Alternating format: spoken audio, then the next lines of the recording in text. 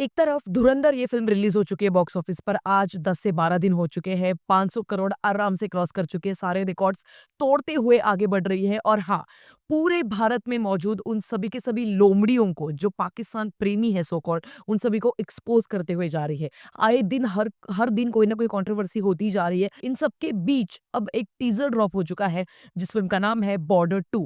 ये film actually गदर 2 के बाद अनाउंस की गई थी और तब से लेकर अभी तक बहुत ज़्यादा मात्रा में, बहुत ज़्यादा तादाद में लोग एक्साइटेड है इस फ़िल्म के लिए। ऑफ कोर्स 1997 में बॉर्डर 1 आई थी और उस टाइम पे ऑफ कोर्स हम सब मिलेनियल्स काफ़ी छोटे बच्चे थे और उस टाइम पर हम लोग टेलीविज़न पे इस फ़िल्म को देखा करते थे। बट बिलीव मी, उस टाइम पे एक्चुअली उस फ़िल्म में कुछ बहुत बड़ी-बड़ी टेक्नोलॉजियाँ नहीं थी, कुछ बहुत बड़ी-बड़ी मशीन्स या कुछ ऐसा कुछ बहुत बड़े जायंट लेवल पे कुछ प्रोडक्शन होगा, ये सारी चीज़ें बिल्कुल नहीं थी। बट उसके बावजूद जो इमोशंस थे वो बहुत ही ज़्यादा रियल लगे थे। आज भी जब भी बॉर्डर ये फ़िल्म का कोई भी एक रील, कुछ भी वीडियो हम लोग सोशल मीडिया पे देखते हैं तो लाइक किए बगैर हम उस पोस्ट को आगे नहीं स्क्रॉल करते। और मुझे लगता है यही एक ताकत है सच्चे कंटेंट की। अब अगर हम लोग बात करें 2025 में बॉर्डर 2 के टीज़र के बारे में, तो थंबनेल में जो मैंने लिखा है कि मामला 50-50% तक है यारो। कैसे? आइए बात करते हैं आज के वीडियो में। 23 ऑफ जनवरी 2026 को ये फ़िल्म रिलीज़ होने वाली है थिएटर्स में और ये तो आने वाला समय ही बता पाएगा कि ये फ़िल्म बॉक्स ऑफिस पर कितना कमाती है। मैं हमेशा से बीइंग अ सिनेफाइल, मैं हमेशा से इस चीज़ में बिलीव करती हूँ कि मैं जब भी किसी भी फ़िल्म का टीज़र देखती हूँ या फिर मोशन पोस्टर देखती हूँ, मैं सबसे पहले अगर कोई चीज़ करती हूँ, तो वो होती है डायरेक्टर का नाम देखना। क्योंकि ये एक मेरी आदत है। मुझे लगता है कि हर फ़िल्म का जो असली कैप्टन होता है, वो डायरेक्टर होता है, ना कि उस फ़िल्म में काम करने वाला कोई बहुत बड़ा एक्टर। डज़न्ट मैटर अगर वो ए लिस्टेड एक्टर हो, बी लिस्ट एक्टर हो, कोई भी एक्टर हो। बट उस फ़िल्म का जो डायरेक्टर है, वही उस फ़िल्म की जो क्वालिटी है वो डिसाइड करता है और उसी के तहत मैं उस फ़िल्म पर भरोसा करना या नहीं करना है वो डिसाइड करती हूँ। तो यहाँ पर मैं डायरेक्टर की इतनी तारीफ़ अगर करूँ तो अनुराग सिंह जो है, जिन्होंने केसरी ये फ़िल्म बनाई थी, बिलीव मी, केसरी इस फ़िल्म ने बॉक्स ऑफिस पर कितने कमाए मुझे उससे कुछ फ़र्क नहीं पड़ता। बट मेरे लिए केसरी ये फ़िल्म बहुत स्पेशल फ़िल्म रहेगी हमेशा। इस फ़िल्म को मैंने 2 से 3 बार देखा है, लिटरली 2 बार थिएटर्स में और उसके बाद 1 बार मोबाइल पे। बट जब भी मैं केसरी को देखती हूँ, मुझे बहुत अच्छा लगता है, गर्व-सा महसूस होता है, गूज़बम्प्स आते हैं और उ उस फ़िल्म का स्क्रीन प्ले, उस फ़िल्म का एक्शन, उस फ़िल्म के डायलॉग्स, एक्टिंग भी अक्षय कुमार और बाकी के भी अन्य जो एक्टर्स थे और उसके साथ-साथ सिनेमैटोग्राफी स्पेशली मुझे ये सारी चीज़ें बहुत ही इम्प्रेसिव लगी थी। इसी के चलते बॉर्डर 2 के मामले में अगर सबसे बड़ी पॉज़िटिव कड़ी अगर कोई है, तो वो है Anurag Singh, the director of this film of course. तो जहाँ पर मैं बोल रही हूँ कि मामला 50-50 गड़बड़ है, वो क्यों मैं बताती हूँ। अब मेरे पास आज की इस वीडियो में 3 ऐसे रीज़न्स हैं जो पॉज़िटिव है और 3 ऐसे रीज़न्स हैं जो नेगेटिव है। तो क्योंकि मैं सबसे पहले पॉज़िटिव एस्पेक्ट्स के बारे में बात कर रही हूँ, तो पहला रीज़न मैंने आपको बता दिया। डायरेक्टर जो है अनुराग सिंह है, तो मैं भरोसा रख सकती हूँ इस फ़िल्म पर।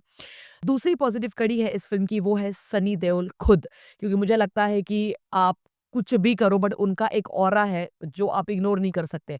पूरा टीज़र एक्चुअली कई जगह पे डिसअपॉइंट ज़रूर करता है बट एक वो जो दहाड़ है उनकी तरफ से दी गई, ये वाला एक सीन जब आएगा एक्चुअल फ़िल्म में, तब बिलीव मी, तालियाँ, सीटियाँ सब कुछ होने वाला है थिएटर्स में, क्योंकि वो एक नॉस्टैल्जिया मोमेंट हम सबको डेफ़िनिटली देगा।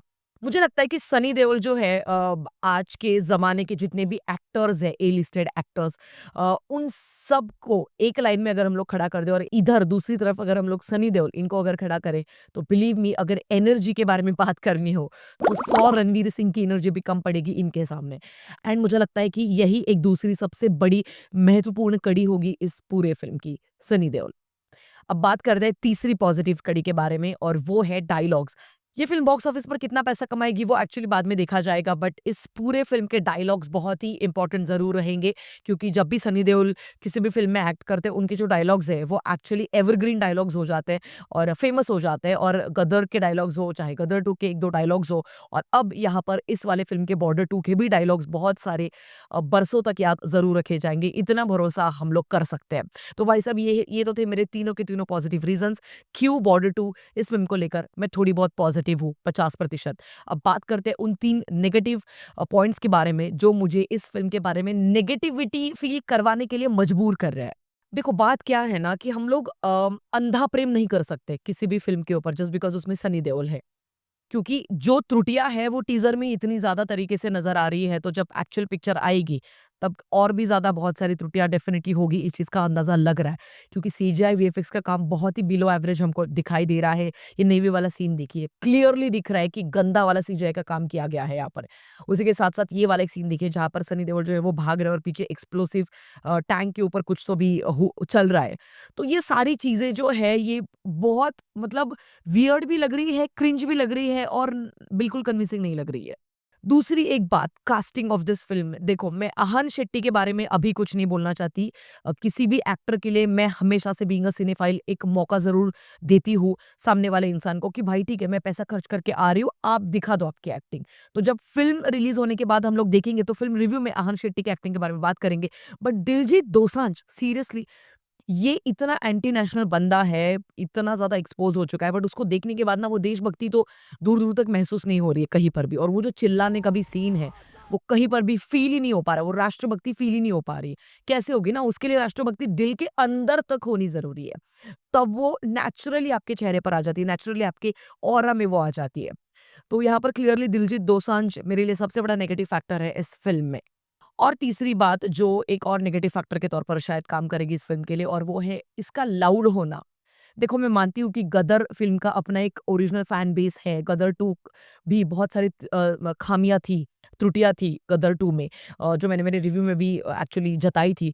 बट उसके बावजूद बॉक्स ऑफिस पर काफ़ी अच्छा बिज़नेस गदर 2 ने किया था बिकॉज़ एक ऐसा एक समाज में ऐसा एक तबका है जो जिनको फ़र्क नहीं पड़ता टेक्निकलिटीज़ के बारे में, फ़िल्म कैसे बनी है, उसका स्क्रीन प्ले कैसा है, उसकी सिनेमेटोग्राफी कैसी है, एडिटिंग कैसे की गई है, कलर पैलेट्स कैसे इस्तेमाल किए गए हैं, प्रोडक्शन सेट डिज़ाइन कैसे किया गया है। इन सारी चीज़ों से उसको फ़र्क नहीं पड़ता है। उनको बस सनी देओल है तो वो चले जाते हैं फ़िल्म देखने के लिए और मुझे नहीं लगता कि उसमें कोई गलत बात है। क्योंकि पठान भी उसी के चलते जो इतनी चप्पल-छाप फ़िल्म थी, इतना ज़्यादा कमा के चली गई। तो बात वही है।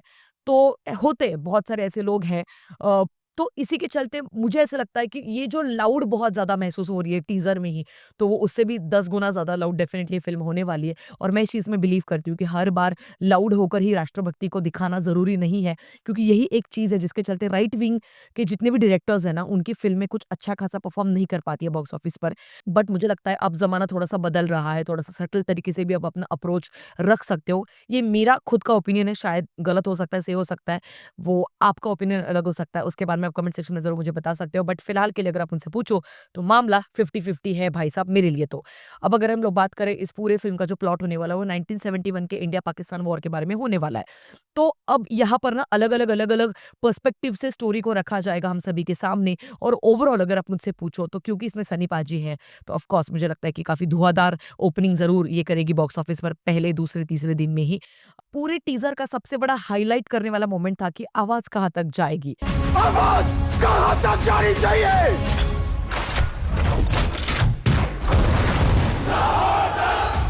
ये वाला एक डायलॉग बहुत ही ज़्यादा अच्छे तरीके से लिखा गया है, अच्छी तरीके से एग्ज़ीक्यूट किया गया है। ऑफ़ कोर्स सनी पाजी है तो उसमें कोई मतलब शक की कोई गुंजाइश ही नहीं होती है।